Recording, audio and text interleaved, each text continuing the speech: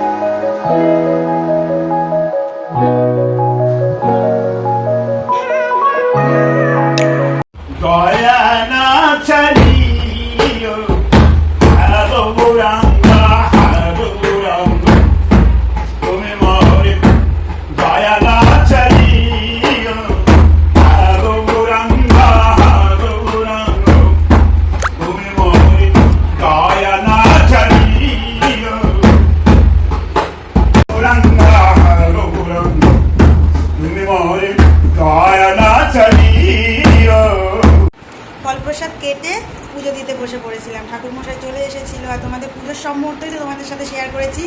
আর তারপরে কিন্তু সকলকে ফল প্রসাদ দিচ্ছিলাম বলে তোমাদের সাথে আর সময় পাইনি গল্প করার, কথা বলার। তো এখন চলে এসেছি গল্প করতে। তো বাড়িতে পুজো, শাড়ি না পরলে ভালোই লাগে না, শাড়ি পরেছি, একটু হালকা সেজেছি। আজকে কিন্তু প্রচণ্ডই গরম পড়েছে, মানে বাইরে কিন্তু প্রচুর রোদ। আমি আর দিদাই কিন্তু পুজোর সমস্ত গোছানো করছিলাম, কারণ বাদবাকি সবাই অন্য কাজে ব্যস্ত ছিল। তো দিদা পুজোর দিকে ছিল আর আমি ফল প্রসাদ কাটছিলাম। তারপরে কিন্তু দিদাকে নিয়ে চলে এসেছি তোমাদের সাথে গল্প করতে। তো তোমরা ভিডিওটা কন্টিনিউ দেখতে থাকো, আশা করছি ভালো লাগবে। বাইরে আমরা সকলেই মিলে গল্প করছিলাম, তারপরে এমন মেঘ করেছে যে বৃষ্টি শুরু হয়ে গেছে। দেখো আকাশে কত কালো মেঘ করে এসছে। সেই কারণে এখন সবাই মিলে আমরা এখন ঘরে যাচ্ছি, ঘরে গিয়েই বসে গল্প করব। বাড়িতে কিন্তু যে কোনো অকেশানেই সকলেই আসে আর সবার সাথে গল্প করে সময় কাটাই। আর আজকে কিন্তু আমাদের খুব সুন্দরভাবে পুজো পর্ব কমপ্লিট হয়েছে। তারপরেই আমাদের খাওয়া দাওয়া পর্বে যেতে হবে। কি কি মেনুতে হয়েছে সবই তোমাদের সাথে শেয়ার করব। তো চলো দেখে নেওয়া যাক। আলুর দম, চিলি পনির, চাটনি, পাঁপড়, মিষ্টি আর ছিল রাইস। তাহলে বন্ধুরা আজকের মতো ভিডিওটা এই পর্যন্তই রাখছি। তোমরা সকলেই ভালো থেকো, সুস্থ থেকো, টাটা।